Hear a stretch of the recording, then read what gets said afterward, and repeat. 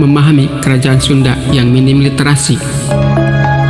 Banyak orang penasaran kenapa kerajaan Sunda yang notabene pernah menjadi salah satu kerajaan besar di Tatar Sunda atau Jawa Barat dan Banten sekarang seolah-olah terlupakan atau bahkan dihilangkan dari arus utama sejarah Indonesia. Oke, mari kita bahas segmen khusus tentang minimnya naskah tertulis dari kerajaan Sunda biar jelas kenapa sejarah Sunda terasa kabur dibanding kerajaan lain.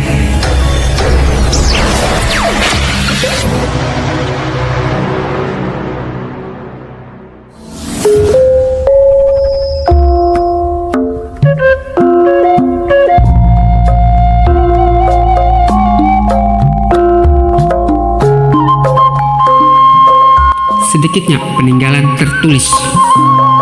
Berbeda dengan Jawa Tengah dan Jawa Timur yang meninggalkan banyak prasasti, kakawin, dan babat, kerajaan Sunda justru meninggalkan jejak tulis yang sangat sedikit.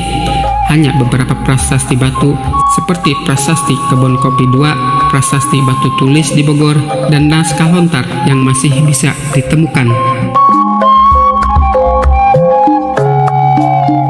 Beberapa faktor penyebab diantaranya: bahan rapuh. Naskah Sunda kuno ditulis di atas daun lontar atau bambu yang mudah rusak oleh iklim tropis lembab.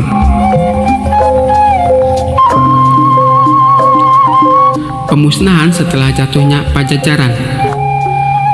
Ketika Banten menaklukkan Pajajaran pada tahun 1579, banyak naskah dan arsip kerajaan kemungkinan dihancurkan atau hilang. Dominasi lisan. Budaya Sunda lebih menekankan tradisi oral atau lisan lewat pantun, cerita, dan wawacan sehingga catatan tertulis tidak sebanyak di Jawa Timur. Kurangnya perhatian kolonial. Belanda lebih fokus meneliti Jawa Timur atau Majapahit karena dianggap lebih megah dan cocok dijadikan simbol kejayaan Nusantara. Naskah penting yang masih ada. Walau sedikit, ada beberapa naskah penting yang berhasil bertahan, misalnya cerita Parahyangan, catatan sejarah Sunda dalam bentuk babat. Di Canggamani, kisah perjalanan seorang resi Sunda ke Jawa dan Bali.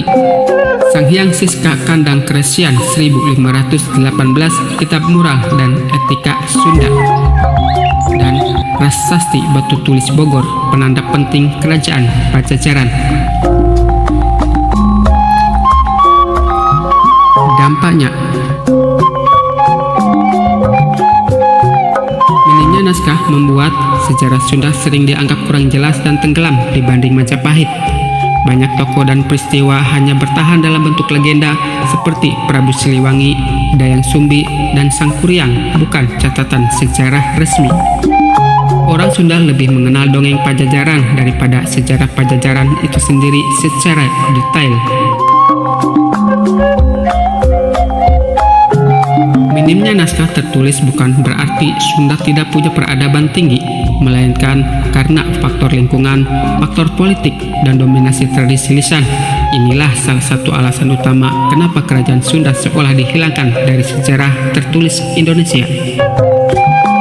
Sekarang kita akan membahas bagaimana hancurnya pusat peninggalan kerajaan Sunda yang menjadi salah satu penyebab besar hilangnya jejak mereka dalam sejarah. Pakuan Pajajaran sebagai jantung kerajaan. Pusat kerajaan Sunda berada di Pakuan Pajajaran sekitar Bogor sekarang. Disinilah berdiri keraton, pusat administrasi, dan tempat sakral kerajaan. Prasasti batu tulis yang berada di Bogor adalah salah satu peninggalan yang menandai kejayaan Pajajaran di bawah Sri Paduka Maharaja atau Prabu Siliwangi.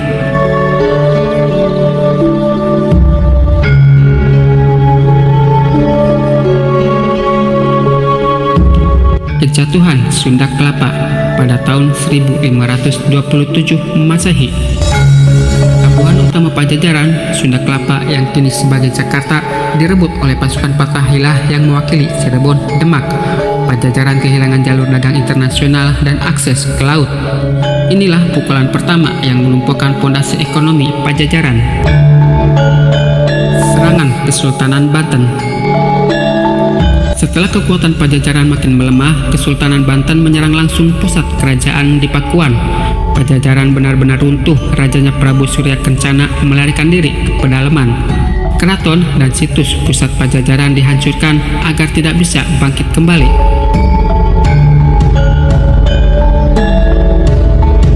Musnahnya arsip dan warisan. Bersama dengan kehancuran Pakuan, kemungkinan besar banyak naskah kerajaan, benda pusaka, dan bangunan istana ikut hilang. Berbeda dengan Yogyakarta dan Surakarta yang masih punya keraton, Pajajaran tidak meninggalkan istana atau struktur megah yang bisa jadi simbolik fisik. Akibatnya, bukti arkeologis sangat minim untuk merekonstruksi kejayaan Sunda.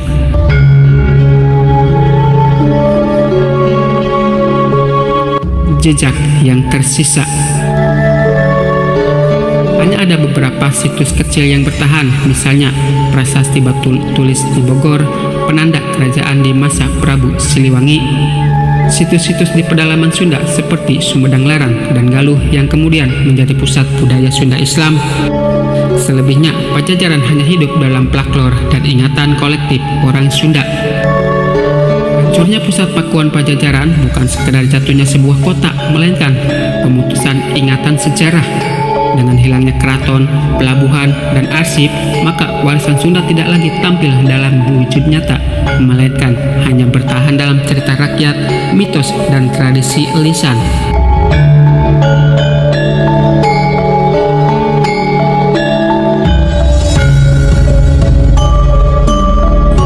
Selanjutnya, tibalah kita masuk membahas tentang dominasi narasi Majapahit dalam historiografi Indonesia yang ikut membuat kerajaan Sunda semakin tenggelam dalam arus sejarah.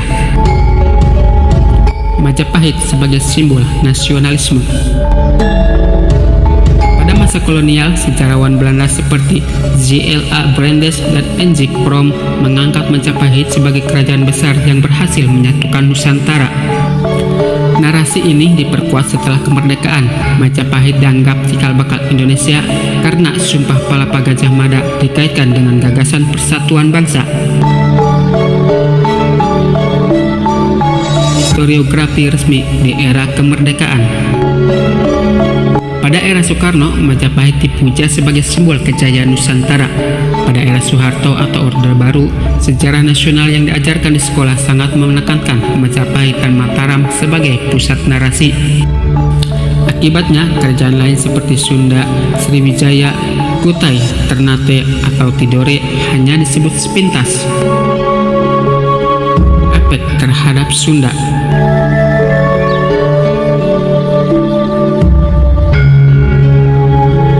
Karena Majapahit dijadikan simbol persatuan nasional, konflik dengan Sunda, contohnya Perang Bubat, tidak banyak dibahas di buku sejarah resmi. Sunda seolah muncul hanya sebagai lawan Majapahit, bukan sebagai peradaban besar yang berdiri sendiri. Padahal secara regional, Sunda memiliki kekuatan yang sama pentingnya dengan Majapahit di barat Jawa. Narasi Jawa sentris.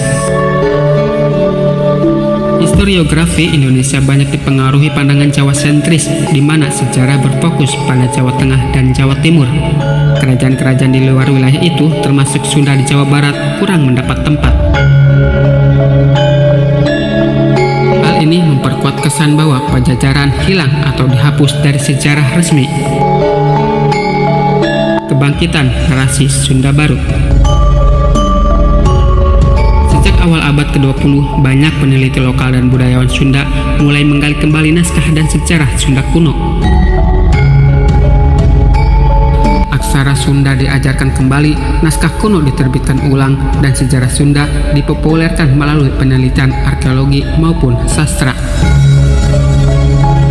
Ini adalah upaya melawan dominasi narasi Majapahit dengan menghadirkan kembali suara Sunda dalam panggung sejarah nasional. Majapahit dijadikan ikon pemersatu Nusantara sehingga narasi sejarahnya menguasai historiografi Indonesia. Kerajaan Sunda pun tertutup bayang-bayang besar Majapahit, dan hanya belakangan ini kembali diangkat melalui kajian sejarah, budaya, dan tradisi lokal.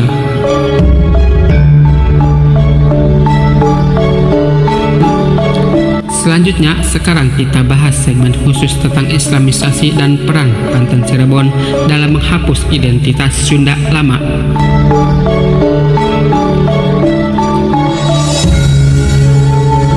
Munculnya Cirebon dan Banten. Pada abad ke-15, wilayah pesisir Jawa Barat mulai dipengaruhi oleh ajaran Islam yang dibawa oleh para ulama, saudagar, dan wali. Kesultanan Cirebon didirikan oleh Sunan Gunung Jati atau Syarif Hidayatullah, seorang tokoh wali Songo yang juga cucu Raja Pajajaran dari pihak ibu. Dari Cirebon lahir Kesultanan Banten dipimpin Maulana Hasanuddin, putra Sunan Gunung Jati. Strategi politik Islamisasi.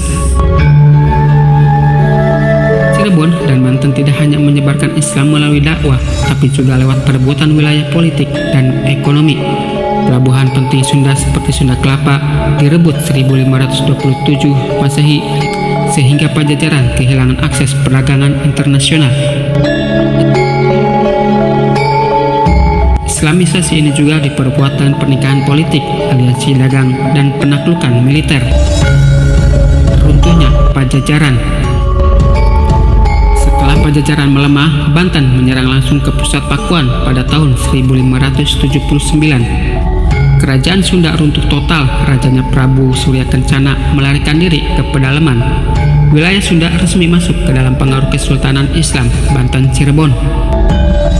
Penghapusan identitas lama.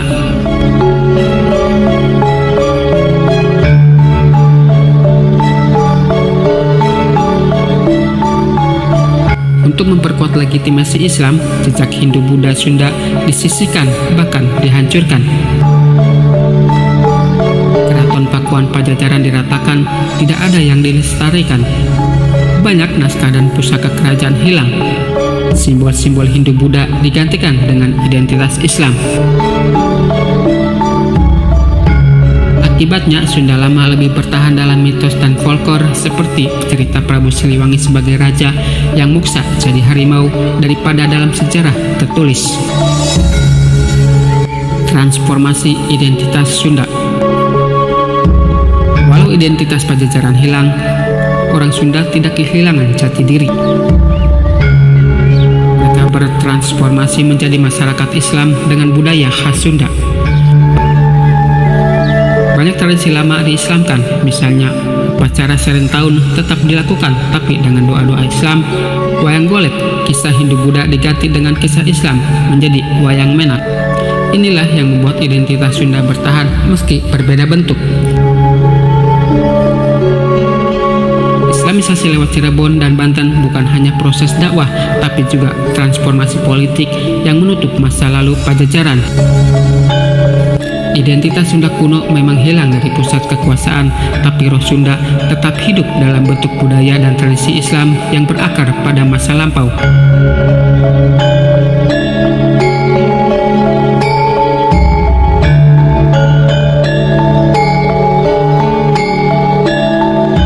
Oke, kita lanjut ke segmen terakhir kita, bagian penting yang membuat kerajaan Sunda sangat sedikit sekali literasinya. Tentang politik sejarah di era Orde Lama dan Orde Baru yang semakin membuat narasi kerajaan Sunda tenggelam. Orde Lama, Soekarno 1945 hingga 1965. Pada masa Soekarno, sejarah dipakai sebagai alat untuk membangun nasionalisme. Soekarno mengangkat Majapahit sebagai simbol kejayaan Nusantara, terutama melalui Sumpah Palapa Gajah Mada. Majapahit dijadikan bukti bahwa Indonesia pernah bersatu di bawah satu kerajaan besar. Dalam narasi ini, kerajaan Sunda hanya muncul sebagai pihak lain yang kalah, misalnya dalam tragedi Perang Bubat. Pajajaran tidak ditonjolkan karena dianggap tidak mewakili semangat persatuan nasional. Orde Baru, Soeharto 1966 hingga 1998. Sejarah semakin dikontrol untuk kepentingan politik dan ideologi pembangunan. Kurikulum sejarah nasional di sekolah menekankan Sriwijaya, pusat maritim, Majapahit, simbol persatuan, Mataram Islam, cikal bakal budaya Jawa yang dianggap dominan.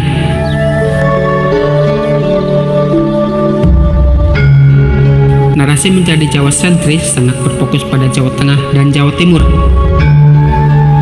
Sunda hanya disinggung sepintas, misalnya lewat Perang Bubat atau tokoh Prabu Siliwangi yang lebih dilihat sebagai legenda, bukan tokoh sejarah.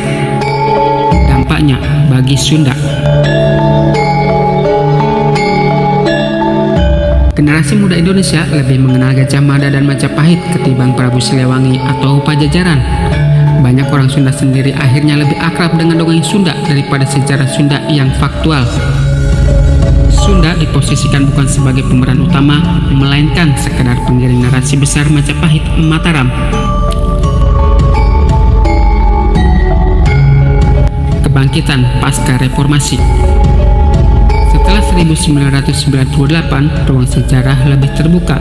Penelitian lokal, universitas, dan budayawan Sunda mulai menggali kembali naskah, aksara, dan situs-situs peninggalan. Muncul upaya pengembalian sejarah Sunda ke dalam arus utama, meski jalannya masih panjang karena kurikulum sekolah tetap dominan dengan menarasi Majapahit Mataram. Baik Orde Lama maupun Orde Baru menggunakan sejarah untuk tujuan politik. Orde Lama menonjolkan Majapahit demi nasionalisme persatuan. Orde Baru memperkuat narasi Jawa sentris untuk legitimasi kekuasaan. Dalam dua periode itu, kerajaan Sunda semakin tenggelam, hanya hidup dalam legenda rakyat dan cerita lisan. Kesimpulan akhir. Kerajaan Sunda tidak benar-benar hilang, tetapi jejaknya tertutup oleh kombinasi faktor.